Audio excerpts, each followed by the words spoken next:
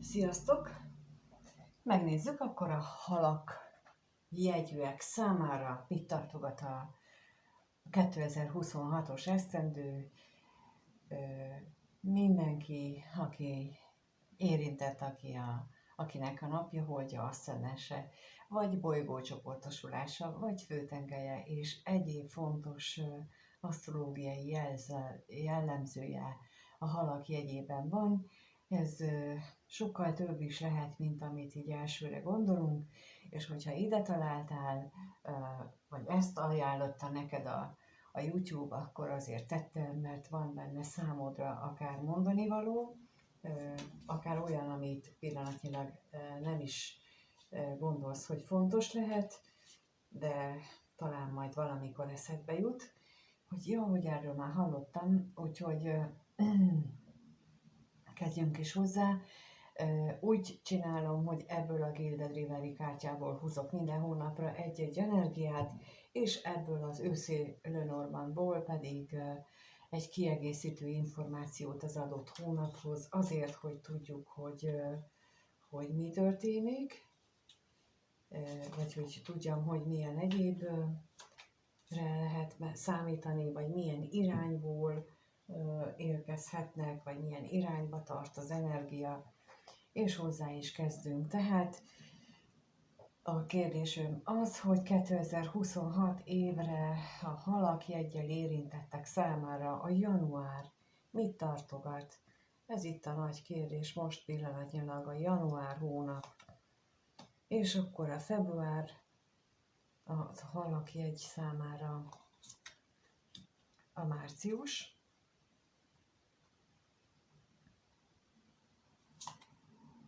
az április,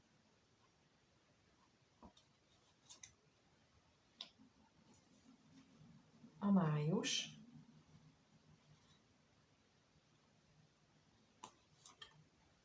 a június,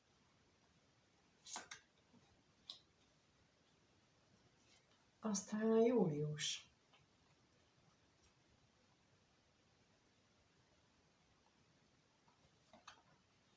augusztus, szeptember, október, november és december.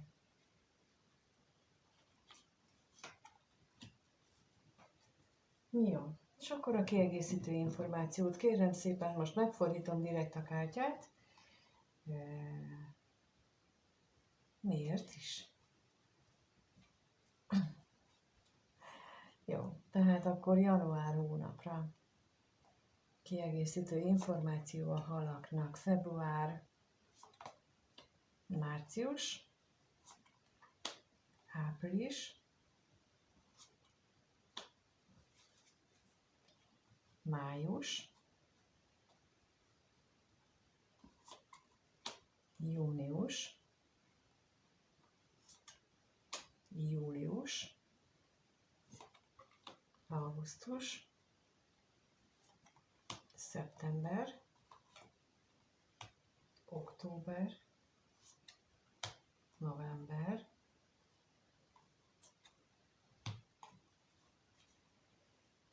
és decemberre.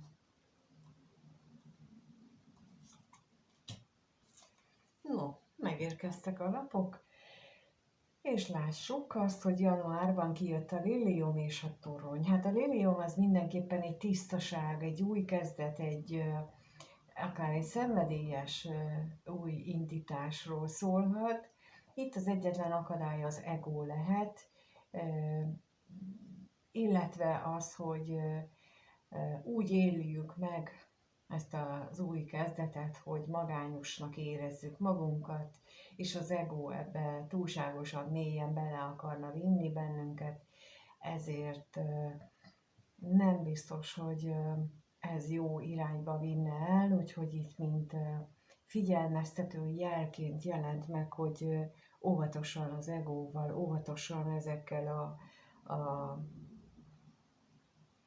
új kezdetet kisebbítő energiákkal, mert azok nem biztos, hogy támogatnak bennünket. Februárban nehézségek üthetik fel a fejüket, nem olyan nagyon nagy nehézségek, de mégis ezt a tiszta új kezdetet beárnyékolhatja. Mint mondtam, ha nem tudunk így az egónkkal megbirkózni, akkor ez is lehet az forrása. Itt most sokszor elhangzott részemről az, hogy az ego. Nagyon fontos lenne, hogy tudjuk, hogy mit jelent a valódi ego. Nagyon nem azt jelenti, amit a köznapban a közértet, vagy a köznyelv ma használ egóként, az csak egy nagyon kis töredéke az egésznek, az leginkább a büszkeség fogalma mi köréhez tartozik, amit ma a köznyelv egóként használ, az öntehetség, a büszkeség, az önértékelésnek az a túlzott mértéke. Én nem ebben az értelemben értem. Az ego az, ami az egész életünket irányítja. Minden egyes gondolatunkat és tudatos vagy tudattalan működésünket, reflexünket, amit a az elménkben működő belső számítógépünk irányít. Ez kicsit bonyolultabb, és én például a kurzusokon, amit így belső gyermek és egyebeken tartok, ott ezzel kezdjük, hogy az egót értsük meg, és szelídítsük meg, és együttműködésre késztessük, mert itt is ez lenne a lényeg, ugyanis ezek a felhők valószínűleg ezért fognak jönni, akár párkapcsolattal összefüggésben is, mert nem tudjuk, hogy hogyan kezeljük valójában a saját gondolatvilágunkat, a saját elménket, a működési rendszerünket. Ha nem vagyunk tisztában vele, hogy miért történik az életünkben, és ez az ego szabályozza, akkor nem is tudunk olyan módon együttműködni, és itt a madarak az tulajdonképpen az együttműködést is jelenti, mert hogy itt ketten vannak, és ők egymás felé fordulnak, és itt azt jelenti fokozottan a számomra, hogy fontos lenne itt az együtt dolgozás, az együttműködésnek a megvalósítása. Márciusban megjelenik a nap, és persze ugye február vége, március eleje az a halak időszaka is, tehát itt már lehetőség lesz arra, hogy élvezzük az életnek a szép oldalát, de itt a róka. Figyelni kell arra, hogy ne legyen benne hazugság, ármány, se a mi részünkről, se mástól ne fogadjuk el, illetve vegyük észre, hogyha a mások ilyennel próbálkoznak, a mi helyzetünket, személyünket kisebbíteni, kicsinyíteni, aláásni az érdemeinket. Itt erre nagyon fontos lenne odafigyelni, és ezt úgy vesszük észre leginkább, hogyha mondjuk ott sikeresen tudunk az egóval együttműködni. Na és akkor áprilisban megjelenik a lóhere, igazából is, mármint a természetben is megjelenik, meg itt is, és hozzáérkezett a kulcs. Tehát a szerencsét, ezt a 4 levelű lóherét, azt meg lehet találni, ha nagyon keressük, de megérkezett hozzá az útmutató is, hogy hogyan találjuk meg életünk szerencséjét, hogyan találjuk meg azt a bőséget, azt a sok jót, amit számunkra tartogat ez a lóhere, és tulajdonképpen most az jött ezzel kapcsolatosan, egyébként a kulcshoz nem szokott ez jönni, de a hálával tudunk leginkább ahhoz kapcsolódni, ahhoz az énünkhöz, a lélekhez kapcsolódni, aki segíti értelmezni bennünk a kulcsnak a megérteni, úgy értem az értelmezést, tehát segít megérteni és pontosan értelmezni azokat az elemeket, ami ehhez a bőséghez elvezet bennünket. És itt a hála, mint a lélek, tehát itt, amit mondtam az elején, hogy az ego és a lélek kapcsolódását, azt meg kell tanulni, hogy ők ketten együtt tudjanak dolgozni, és akkor ő tud, már mint az ego, az elménk, a bennünk működő számítógép tud segíteni ennek a kulcsnak a tökéletes működtetésében, tehát a megoldások megtalálásában. És májusban itt megérkezik a rózsacsokor, vagy a tulipáncsokor, és hozzá a korbács, ami azt is mutatja, hogy meg lesz a jutalom, csak ne vigyük túlzásba, mert mármint a jutalom a habzsolását, mert ugye elronthatjuk a gyomrunkat, de itt valójában arról van szó, hogy a dolgoknak mindig van valami hátulütője, valami olyan oldala is, hogyha nem vagyunk, vagy nem vesszük észre, vagy nem figyelünk rá, akkor bizony annak nem örvendetes következményei is lehetnek. És júniusban, a 6. hónapban a levél érkezett és a horgony. És itt a levéllel az egy olyan szerződés is lehet, egy olyan lehetőség, ami tulajdonképpen hosszú távra határozhatja meg a lehorgonyzásunkat, az életet, és a horgony még stabilitást is adhat, akár a munkában, de akár a karrierben, és mindenképpen azt jelenti, hogy ez egy olyan szerződés lehet, ami hosszú távra szól, ami hosszú távra ad pozitív eredményt. És itt júliusban itt van a csillag, a csillag, a gyógyulás, helyre jönnek, megoldódnak a problémák, helyre jönnek a dolgok, a koporsóval egyetemben, vagy együtt, pedig azt jelenti, hogy le lehet tenni azokat a régi terheket, amelyek itt korábban akár megnehezítették az életünket, és javasolt is megtenni, mert ez egy hatalmas átalakulást eredményezhet bennünk. Azt a szomorúságot, vagy azt a nehéz végkifejletet váró énünktől lehet megszabadulni, aki megakadályozott bennünket abban, hogy ilyen felhőtlenül örüljünk ezeknek a szép és jó dolgoknak, amit ad az élet. És itt augusztusban megjelenik a jegesmedve és a hajó. A jegesmedve az erővel ruház fel mindenkit, akinél ez itt megjelenik, erőt ad, türelmet, és egyfajta olyan magabiztosságot, amit hát neki ott a jeges vidéken nem nagyon sok ellensége van. Már úgy értem, hogy olyan ellenség, akitől ő neki tartani kellene. Tehát azt a fajta magabiztosságot adja meg a számunkra, ami a következő időszakban lehetővé teszi, hogy ezzel az eredménnyel, ezzel a lehorgonyzással kapcsolatban mi megéljük azt a teljességet. A hajó itt az én értelmezésemben az érzelmek tengerén indult el a napfényes vidékről olyan helyekre, ahol kikötve majd új életet kezdhet. És itt szeptemberben a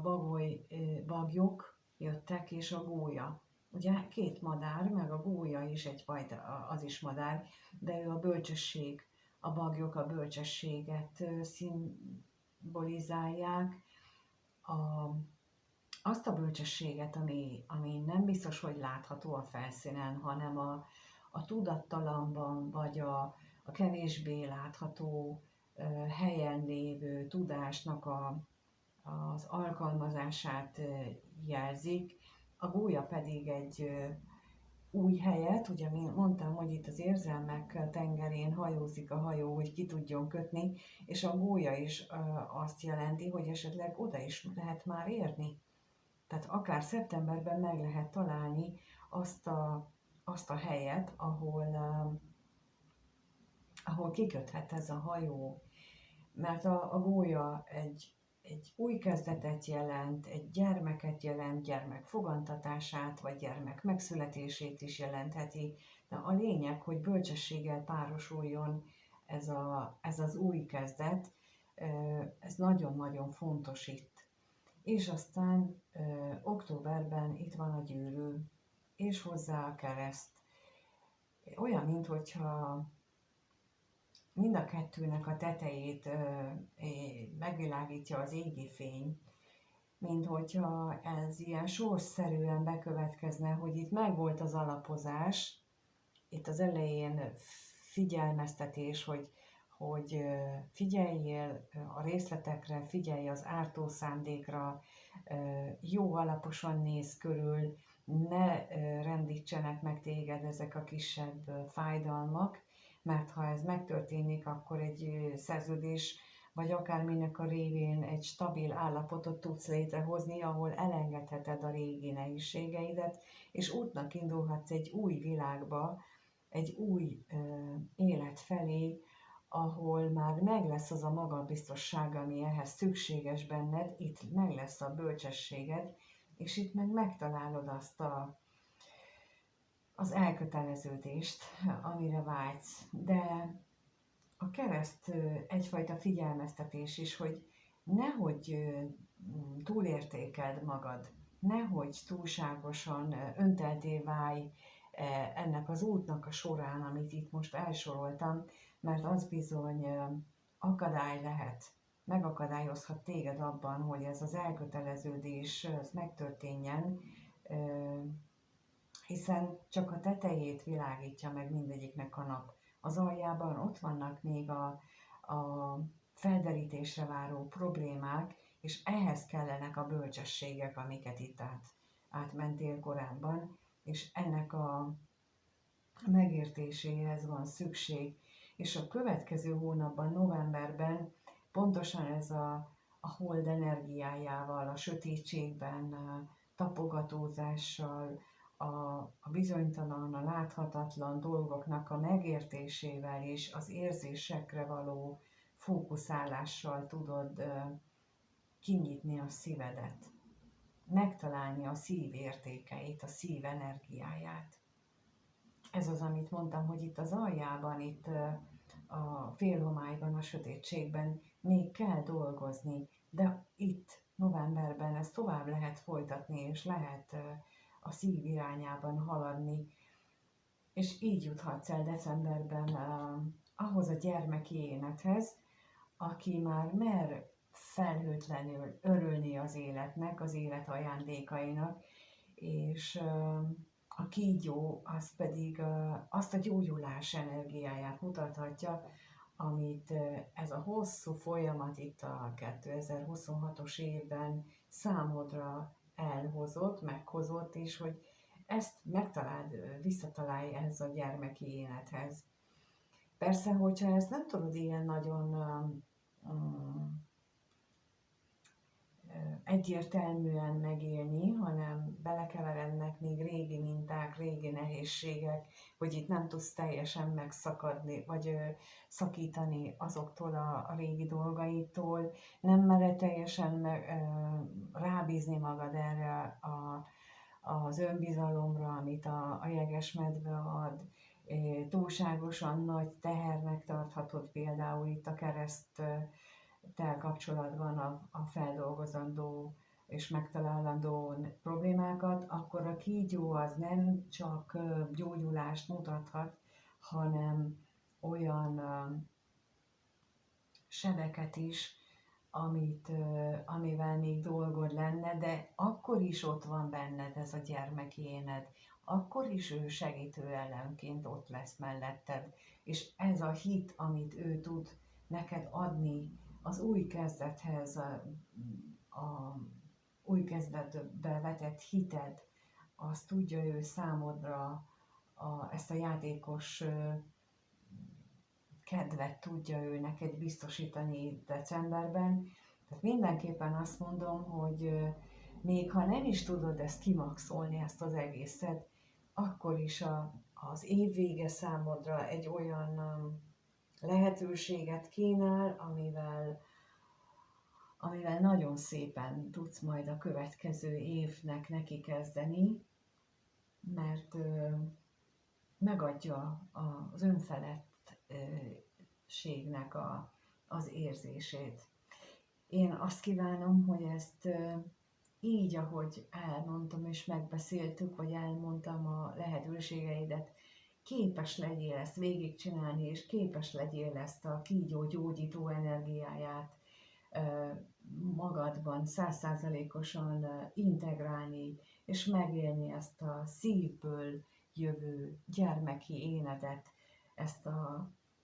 a gondtalanságot, önfeledtséget, azzal együtt, hogy ez itt hosszú távra szól, hiszen ott júniusban egy olyan esemény történik, aminek nem fél éves hatása van, hanem több-több évre szóló eredménye és pozitív eredménye, akár a munkában, tehát lehet itt ez új munkaszerződés, egy új munkahely, de akár például ingatlannal kapcsolatosan,